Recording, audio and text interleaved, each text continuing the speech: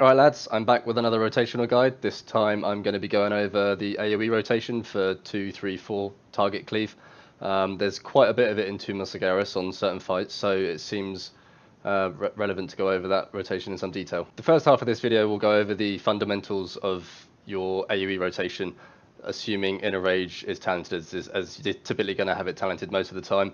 And then at the end I'll have a short discussion about Bloodbath and Wrecking Ball, kind of when to take those talents and generally how they work, as well as talking about when the AoE belt legendary might be used. Generally speaking, your rotation is going to be dictated by the number of targets. The more targets, the more priority Whirlwind has over your standard rotation and abilities. I'm going to assume you already have a good understanding of the basic priority that Fury follows, so I'm not going to go over that in any detail. I'll put a link in the description for my tier 20 rotation, which goes over all that stuff. So with 2 targets, you're basically going to want to follow your standard single target rotation, however, making sure that you Whirlwind before Rampage. And the reason for that is you want to make sure you are cleaving with your Rampage using the meat cleaver buff. So obviously you have to Whirlwind before you Rampage, and then you'll get that bonus damage from Rampage cleaving onto the second target. With 3 targets, Whirlwind essentially just replaces Furious Slash in the priority, so Furious Slash will drop out your rotation completely, and you'll be Bloodthirst, Raging Blow, Whirlwind, Bloodthirst, Raging Blow, Whirlwind, and then Rampaging when you get to 100 Rage. Always, again, trying to make sure that your Rampage is going to take benefit from the Meat Cleave buff and cleave onto the additional targets. You're still going to be using Raging Blow on 3 targets, because within a Rage it's obviously hitting harder anyway, as well as getting benefit from the Fury 4-piece and 2-piece. Now, at 4 targets is where you're going to have some kind of decisions to make. The highest raw AoE DPS you'll get is by replacing Raging Blow with Whirlwind. So basically, Furious Slash and Raging Blow both fall out of your rotation. So it's essentially just Bloodthirsting and Whirlwinding till you're at max rage, and then again trying to get your Rampage in whilst you've got the Meat Cleaver buff. That will net you your biggest AoE DPS. However, if you've got priority adds during a fight or any such that need killing, then you can weave in Raging Blows into that rotation. This is because Raging Blow still benefits from your 2-piece, as well as being very good priority DPS. You'll only sacrifice very little AoE DPS by weaving in Raging Blows, but you'll significantly gain single target DPS. Very rarely in encounters is it as simple as just do the maximum AoE DPS you can. You really want to be making that decision and that balance between whether you've got adds you need to priority kill with weaving a Raging Blow in there, or whether you can just go full ham AoE. And 8+ targets, you basically just want to spam Whirlwind and Rampage where possible to maintain Enrage, not worrying about Frothing Berserker outside of Battlecry. But there's very few fights in, or any few fights in Tomb that will require you to go for a 8+ target AoE. When it comes to Odin's Fury and cooldowns, you're going to want to be putting your Odin's Fury inside your Battlecry window, and it's going to take highest priority over your other abilities after your initial Rampage to dump your rage.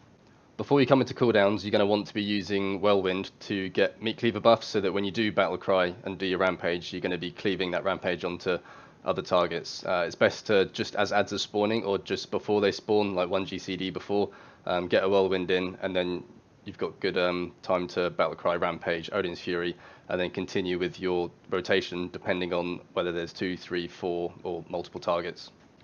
When it comes to talents and deciding if you want to go with things like Wrecking Ball and Bloodbath, you've really got to make a decision to whether A, the fight dictates that it's going to be useful, and B, whether it's going to be useful to your raid.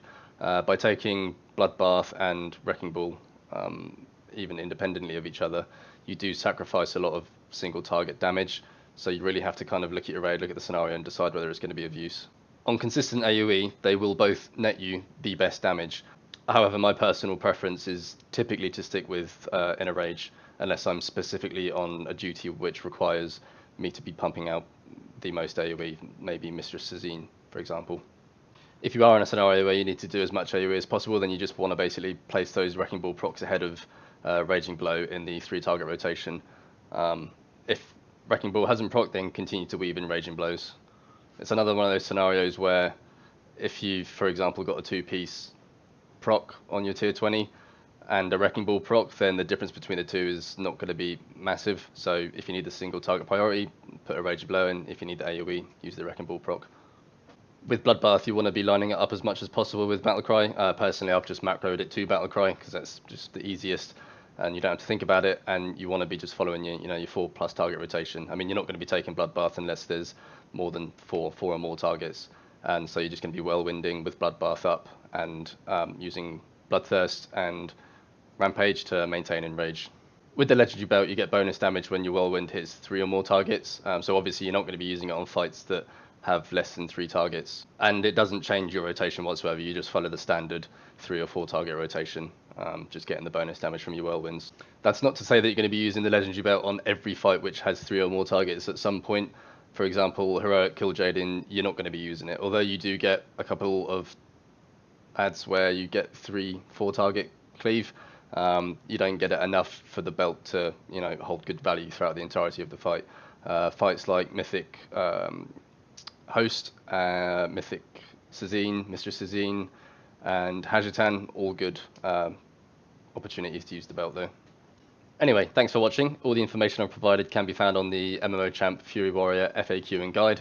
If you've got any questions, you can leave them in the comments or catch me on my stream on Cobalt_25. If not, catch you on the next one. Cheers.